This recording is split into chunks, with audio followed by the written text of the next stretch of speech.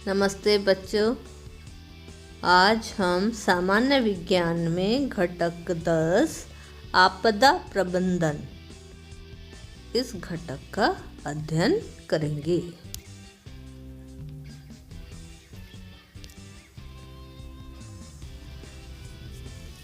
हमने पिछली कक्षा में आपदा के दो प्रकार मानव निर्मित आपदा तथा प्राकृतिक आपदा का उपयुक्त समाचारों की आपदाओं का इन प्रकारों में वर्गीकरण करो।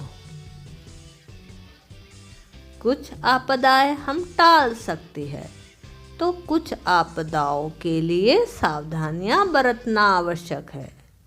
प्राकृतिक तथा मानव निर्मित आपदाएं एक दूसरे से संबंधित होती है। वातावरण में होने वाले परिवर्तन के कारण बिजली का गिरना, बादल का फटना, तूफान आदि प्राकृतिक आपदाएं होती है। ऐसी प्राकृतिक आपदाओं से जनहानि तथा वित्तीय हानि होने की आशंका होती है। इसके लिए कौन जिम्मेदार है? इसके लिए हम क्या कर सकते हैं? अकाल, अनाज व पानी की दीर्घकालिक और तीव्र कमी से उत्पन्न होने वाली परिस्थिति को अकाल कहते हैं। सामान्यतः अकाल का प्रमुख कारण प्राकृतिक होता है, फिर भी कुछ मानवीय क्रियाकलापों से तो कुछ प्राकृतिक प्रक्रियाओं से अकाल की परिस्थिति बनती है।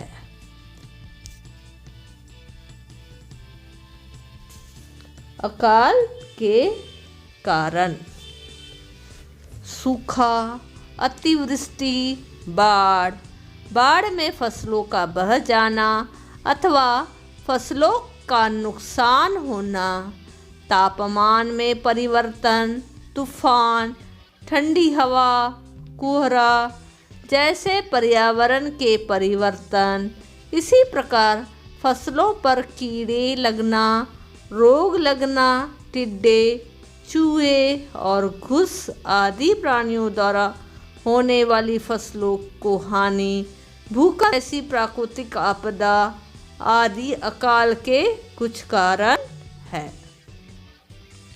इनमें से सूखा पड़ना अकाल का मुख्य कारण है। अकाल के मानवीय कारणों में युद्ध, अंतर्गत अशांति, यातायात के लिए मार्गों का अभाव, लोक संख्या वृद्धि आदि का समावेश है। विश्व के विभिन्न प्रदेशों में भयानक अकाल पड़ने से जनहानि होने के समाचार ज्ञात है। एशिया विश्व का प्रमुख अकालग्रस्त महाद्वीप है। ज़्यादातर अकाल सूखे और बाढ़ग्रस्त क्षेत्रों में पड़े हैं। विश्व में जो भीषण अकाल पड़े हैं उसमें भारत और चीन का अकाल प्रमुख है। क्या हम अकाल के लिए उत्तरदायी हैं?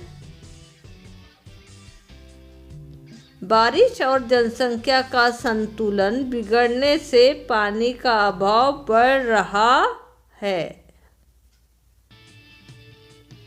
हरित क्रांति के कारण अनाज उत्पादन में अत्यधिक वृद्धि तो हुई, पर रासायनिक खादों, कीटनाशकों, तृणनाशकों के उपयोग से पर्यावरण का संतुलन नष्ट हो चुका है। पानी का अमर्यादित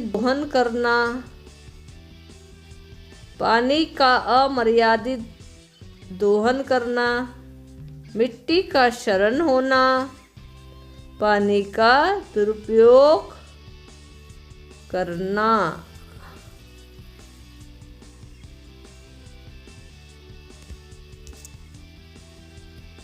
लंबे समय की समस्या नहीं है।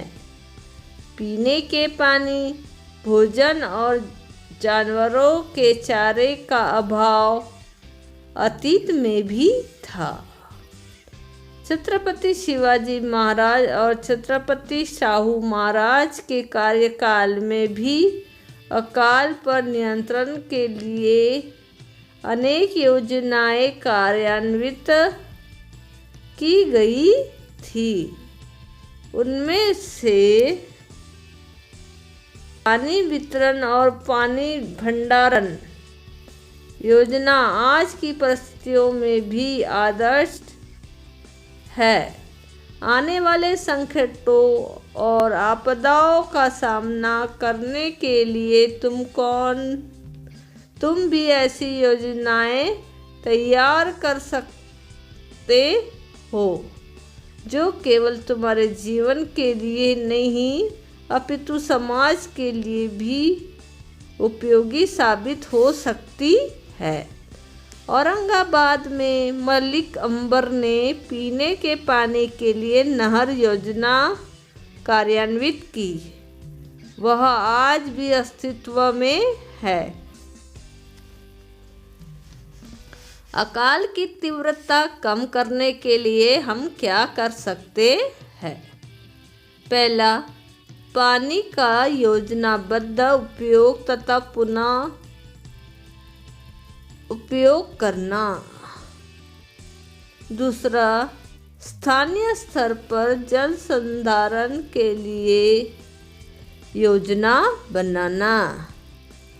तीसरा, बड़े पैमाने पर वृक्षारोपण को तोड़ने से बचाना। जलवायु में संभावित परिवर्तनों के पूर्वानुमान के अनुसार योजना में परिवर्तन करना।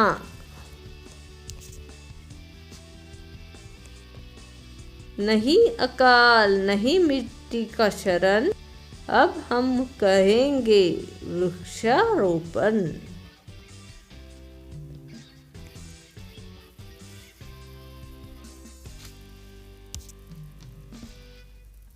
शेष भाग आगे के वीडियो में। धन्यवाद। लाइक, सब्सक्राइब और शेयर जरूर कीजिए।